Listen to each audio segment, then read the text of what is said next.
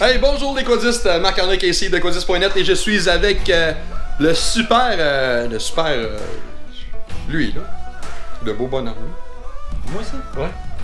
Sébastien Boudreau, comment ça va Sébastien? Ouais, ça va bien, Sébastien, aujourd'hui, on fait la finale. Ouais. La finale du projet RS1 Gold Digger. Yes.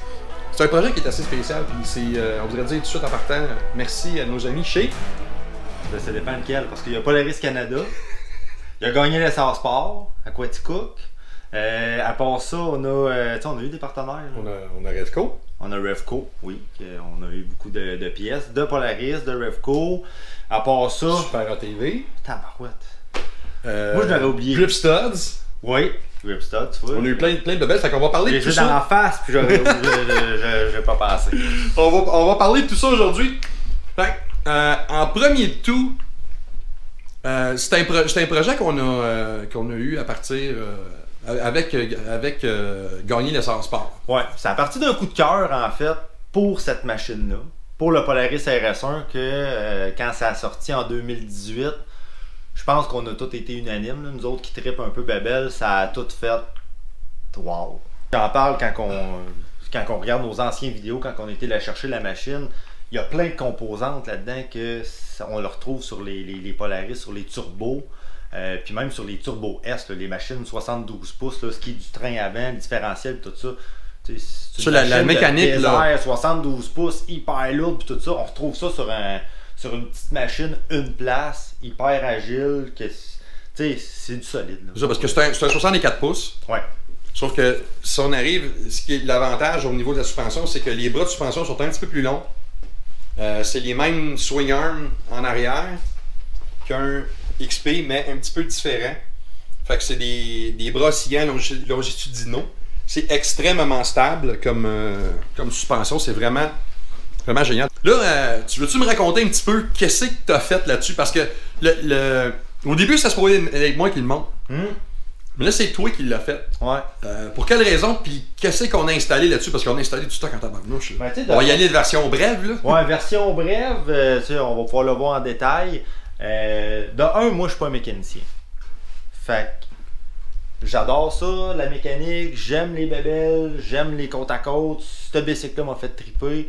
Puis je l'ai pris un peu comme un défi personnel aussi, de dire, je suis capable de faire de quoi de vraiment cool sans avoir vraiment les connaissances que toi t'as comme mécanicien, exemple. Ouais. Est-ce que monsieur, madame, tout le monde peut acheter une machine et dire je la mets à mon goût? Ben c'est un peu ça que je voulais voir en le faisant aussi le projet. Fait que c'est pour ça que je me suis embarqué dedans.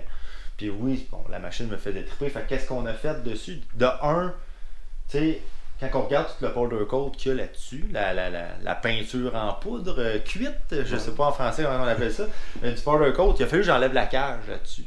Tu sais, c'est des affaires qu'on voit comme une montagne, puis aussi, faut pas oublier que vu que c'est un projet, puis on voulait absolument le sortir, ce bike-là, pour le show, il y avait le show de Québec, puis il y avait le show de Laval, ça c'était en 2019, 2020 il n'y en a pas eu.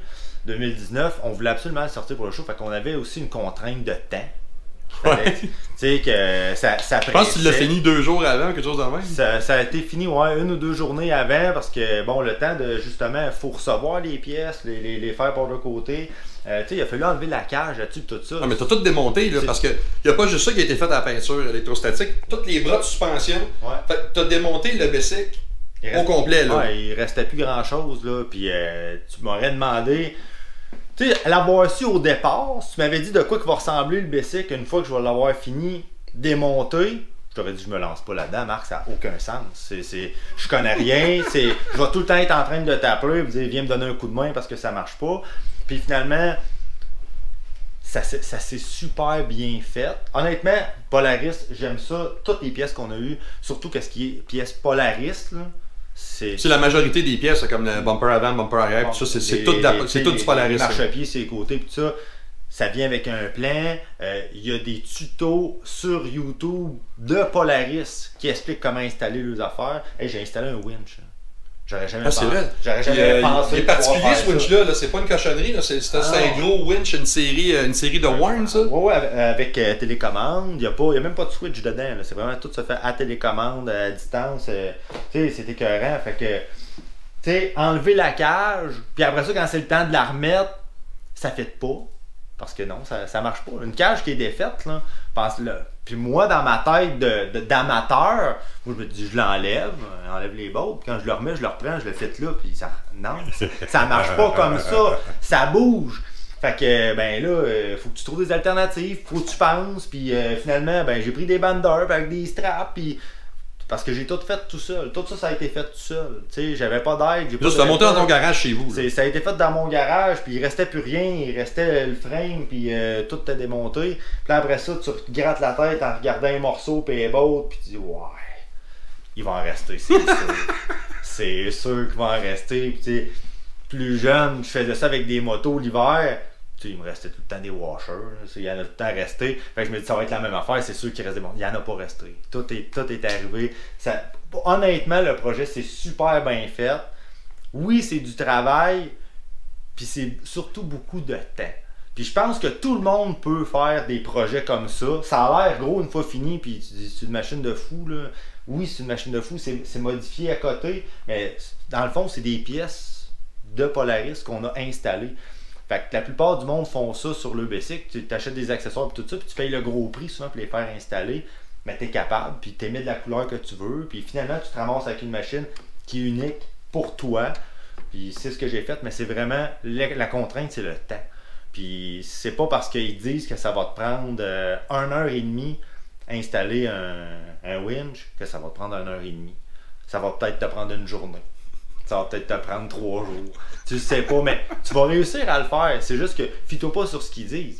Tu sais, dis pas je vais aller rider après-midi, mais je vais installer ça avant, parce que ça se peut que tu n'aies pas le temps. C'est tout le temps plus long qu'on pense. Puis ça prend quand même des outils. Là. Ça prend pas juste un box 10. Ça prend quand même quelques outils pour être capable de tout faire ça.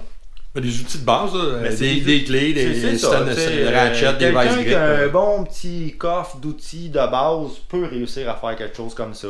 Puis c'est de se faire confiance aussi. Des extensions d'ailes, là, quand tu sors la drill puis qu'il faut que tu perces dans le plastique du basic qui est flambant neuf, là. T'as quasiment le goût de pleurer. Tu sais, t'as la petite goutte de sueur ici, là, puis tu dis, faut pas que je manque ma shot, puis j'espère que mon trou il est à la bonne place, puis que tout va fitter, là. Puis une fois que tu le fais, puis tu regardes ça, puis tout est droit, tu te dis, ben écoute, j'ai réussi, tu sais. Fait que c'est de se faire confiance, puis c'est de prendre le temps. Puis finalement, on arrive avec une machine normale. Fait que pour le commun des mortels qui nous écoutent, n'importe qui peut faire ça. Oui. Avec des compétences mécaniques de base. Faut peut-être déjà toucher une coupe d'outils. Oh, là, quand même. Combien de temps ça t'a pris au total?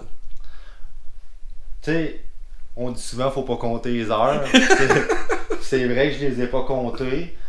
Mais tu sais, grosso modo, je peux dire que facilement peut-être 50 heures. T'as 50 ans dedans? Entre 50 et 60 heures peut-être. Tu sais, c'est pas 50-60 heures de travail tout le temps.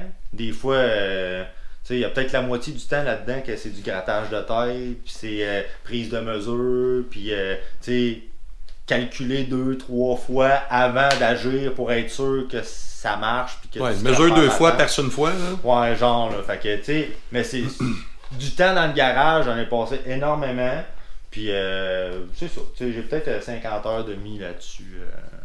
Pour rendre le projet viable. Fait au total, on a comme beaucoup d'accessoires. On a le bumper avant de Polaris.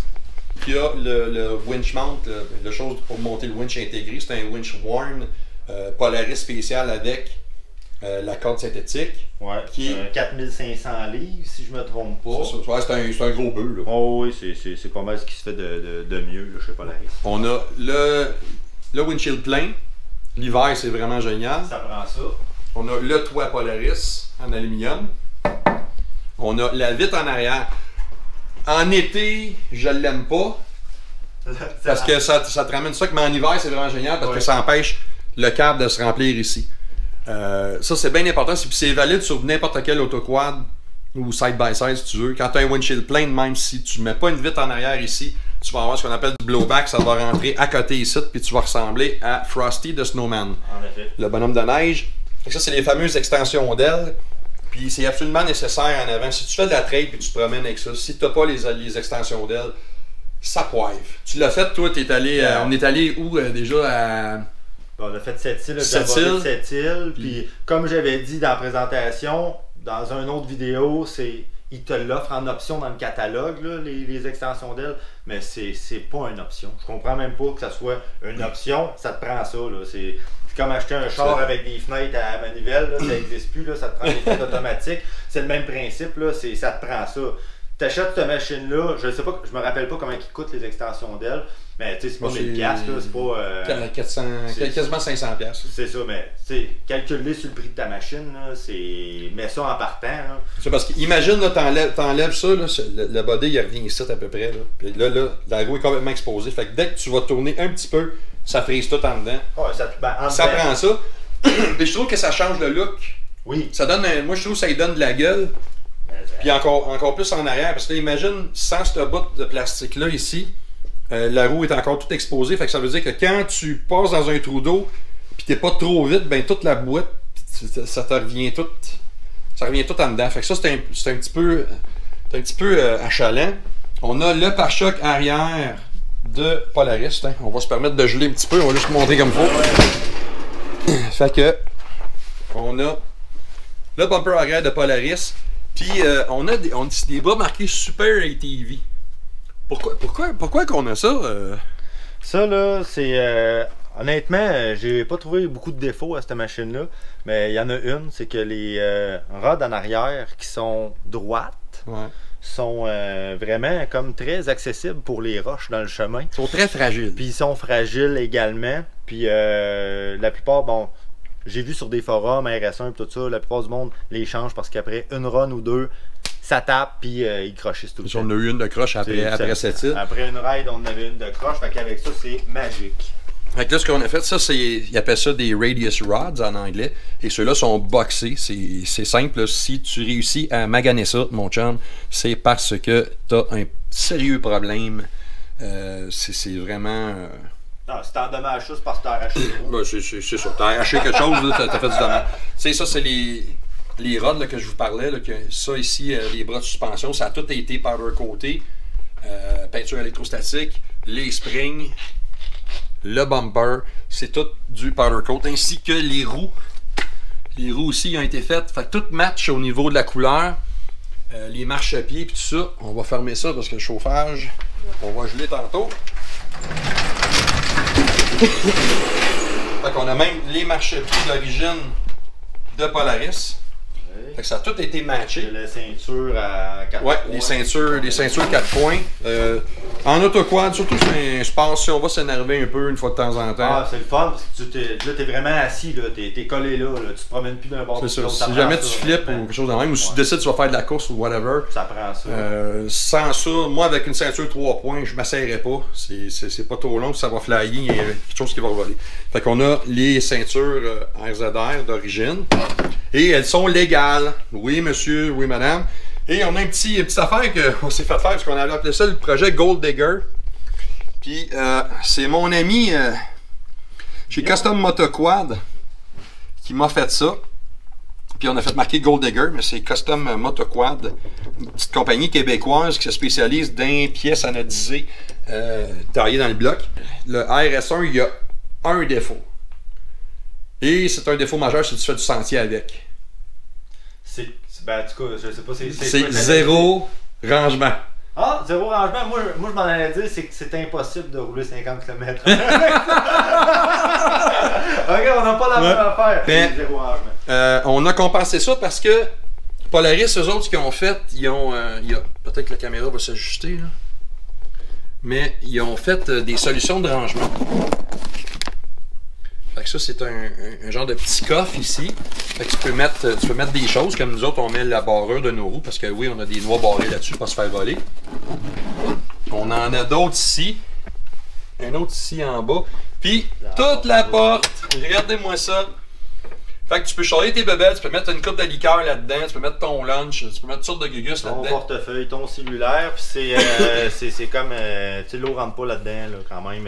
Ça, c'est à l'épreuve de l'eau. Ouais. Fait que ça, c'est une solution. C'est pas hyper dispendieux, c'est 200$ à peu près pour le kit au complet. Mais grinto de ça si tu achètes un RS1 parce qu'il y a comme zéro rangement, il n'y a pas de boîte. Il y a des trous ici, mais c'est ouvert. Fait en roulant et tout ça, tu vas les perdre. Tu vas perdre tes choses. Fait que ça vaut la peine. C'était une belle addition. Puis je n'ai pas vu j'ai pas vu personne en parler de ce produit-là chez Polaris. Fait que ça, tu vas te pogner ça. Fait que grosso modo, ça c'est le RS1 Gold Digger fait maison. Ouais, fait maison. on est fiers quand même. Oh, on a oublié de parler des stripes. Ben, je m'en ai justement dit, en plus on a mis des super belles autocollants qui changent de couleur selon la lumière. Photochromique qu'on appelle. Photochromique, là c'est plate parce qu'on le voit pas. Non, on le voit un petit peu. Mais avec le soleil, vous allez voir que ça change. Parce que si on la regarde de loin, ça a l'air gris. Mais quand on la regarde à la lumière, sur les reflets de lumière, ça change de couleur. Fait au soleil, c'est vraiment complètement débile. On a ça ici. Ça a été fait par les gens de Trimline. Si jamais vous avez des stripes sur votre véhicule ou whatever, nous autres, on a enlevé tout ce qu'il y avait d'origine dessus. Puis tout ce qui est écrit, les stripes, tout ça, c'est tout Trimline. C'est du 3M d'ailleurs, c'est du très haut de gamme. Ça a coûté cher. Ça passe d'argent à chrome à mauve. Mauve, bleu, rose, rosé. Vraiment cool. Mais c'est très très hot. Puis ça change la donne. Moi, ce que je trouve cool, c'est quand on a décidé les couleurs, c'est que ça nous a donné des couleurs propres. T'sais, moi, je voulais avoir de quoi de sobre, mais qui avait l'air cool. Fait que or et noir, c'est pour ça que ça s'appelle Gold Digger. Ouais. Moi, je tripe. Puis à l'utiliser, là, tu as fait les premiers entretiens, le kit. Puis à l'utilisation, est-ce qu'on a eu des bris? T'as-tu été obligé de rentrer au garage sous garantie, quoi que ce soit? Pour vrai, c'est tough. C'est une bonne machine, c'est tough. L'entretien, je pense que c'est comme n'importe quelle machine. Hein. Tu fais un bon entretien sur ton bicycle, puis tu n'en auras pas de problème. Puis c'est ce qu'on a fait. C'est un rodage comme il faut. Après ça, les changements d'huile, on a changé l'huile différentielle, on a tout fait ça aussi après seulement quelques raids justement parce qu'il est neuf, puis on veut le garder clean longtemps. Fait un bon entretien sur un bicycle, c'est ça qui fait que tu te remontes pour le garage. On a fait aussi un reflash de l'ECU quand on l'a eu. Ça a été fait chez Gagné l'Essence Sport parce que Gilles Gagné. Gagné qui est pas mal. Il l'appelle Gilles Winner Gagné. La sommité, pas mal. Ouais, le gars, il est très très fort, je vais vous dire. Moi, je fais mes maps moi-même, mais dans Polaris, je suis un peu moins ferré. Puis il a sorti une map à mes specs. J'ai demandé de quoi de bien spécifique, puis ça fonctionne très très bien parce que cet engin-là est très rapide. Ah, c'est vilain, tu sais. Puis je suis content, on n'a pas brûlé de strap. Non, on est encore sur la strap originale. Ça, c'était ma crainte avec une machine aussi performante, puis de la manière qu'on la ride aussi, là, tu sais. C'est pas fait pour rouler sur l'asphalte, on l'a pas roulé comme si c'était un curé. C'est pas un curé, puis tu sais, mais on l'utilise pas en cabochon non plus. Je pense qu'on ceux qui l'ont utilisé, on sait comment se servir d'un côte à côte sans le déboîter pour être poli. Mais on est encore sur la strap d'origine. Fait que pour moi, ça c'est quelque chose. Ça, puis une belle. Hein. Ouais, vraiment. Puis tu sais, je l'ai ouvert 2 ou 3 fois là, pour justement vérifier puis passer l'air dedans. Tu sais, quand on parle de l'entretien, c'est peut-être aussi pour ça qu'on est encore sur la strap d'origine, malgré le fait qu'on l'a utilisé quand même de façon intensive. Puis tout est une question d'entretien. Fait que je l'ai ouvert, je pense, 3 fois. Passer l'air dedans, vérifier si tout est correct. Puis toutes les dents sont encore là, elle n'est pas craquée. Pas spoté. Non, c'est ça. Non, c'est bon. Je vais vous dire, je suis. Puis c'est la clutch du Turbo S qu'il y a dedans. Ouais. Fait que c'est la grosse clutch, puis tout le kit. Je suis très content de voir le niveau de qualité d'assemblage qu'il y a là-dessus. La résistance des pièces, il n'y a pas un lousse, il n'y a pas un quick, il n'y a pas un crac dedans. Vraiment génial. Puis là, on a une couple de 1000 kilos de fête dessus. Là, puis... À part de graisser, changer l'huile. Non, c'est ça. Tu sais, on a comme plein d'affaires à dire dessus pour finalement dire, ben, tu sais, il n'y a rien à dire. Il va super bien, c'est vraiment une super machine. Pour vrai, là, quelqu'un qui roule tout seul, là, moi, c'est mon coup de cœur. Ça l'est depuis 2018 quand ça a sorti. Puis malgré toutes les machines qu'on voit aujourd'hui qui frôlent le 200 HP et tout ça, je suis même pas jaloux. Pour vrai, pour moi, ça reste encore la machine. En tout cas, à mon avis, à moi, c'est une machine qui frôle la perfection. C'est lui qui l'a monté. C'est lui qui le dit. Moi, j'ai roulé un petit peu avec. Jason a roulé un petit peu avec. T'as roulé pas mal avec. Moi, j'ai fait une ou deux bonnes rides avec. Puis, il est puissant. Franchement, ça, le RS1, c'est un secret bien gardé chez Polaris. Si t'as pas besoin d'embarquer de passagers, il s'en vend présentement des. Ben là, pas là parce qu'on est en COVID, puis à peu près tout ce qu'il y a avec un moteur se vend.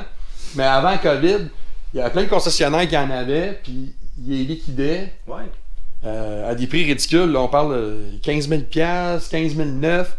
Là, il est à 18 cette année, les prix de détail. Il y a toujours des faut regarder le site web de Polaris pour s'assurer des promotions en cours, parce que souvent les bonnes promotions chez Polaris, mais faites toujours ça la même affaire si tu vas chez Can-Am, whatever. Regarde, il y a tout le temps des promotions pour des bebelles, des cossins. Fait que ça vaut la peine de regarder. Mais c'est. Tu sais, un RZR, c'est 22-23 000 $. Ça, c'est 18. C'est 5 000 $ moins cher. C'est plus rapide, ça tourne mieux. Ça saute mieux. Puis, je le trouve quasiment plus confortable à cause de l'espace qu'il y a pour les jambes. Oui, oui, plus pour les jambes, puis pour le tour de taille aussi. On n'est pas petits, nous autres. Hein? Toi, tu as 6'3 francs, moi j'ai presque 6'3. Ouais. Moi, je suis 200. Ouais, 200 quelque chose, toi, à peu près ça, 200 livres. Mais quelqu'un qui est bien en chair, là. Ouais, c'est confortable au bout. T'es pas à côté d'un porte, t'es pas à côté d'un rien, ça va bien, c'est ultra confortable que tu sois petit ou grand. Vraiment génial. Il y a une différence d'à peu près 5 000 $, je pense, avec le 2 places, si on compare avec le 2 places. Fait que tu sais, si votre conjoint vient avec vous autres une fois par année, là, ça vaut du 5 000 $. C'est ça, louis-en un, puis tu sais. Fait que c'est une machine qui est méconnue, puis honnêtement, des fois, il y a des affaires d'un qu'on comprend pas pourquoi. Là. Je comprends pas de ne pas en voir plus que ça en sentier. Mais bon, c'est un secret bien gardé, fait qu'on en profite. Ils vendent ça moins cher, fait que ceux qui en veulent, ben profitez-en. Ouais. Fait que, merci de nous regarder. Hein. Merci de prendre le temps de regarder qu'est-ce qu'on fait comme niaiserie. Mais ça, c'est 1 an de projet qu'on a fait avec ça. Merci à Polaris Canada.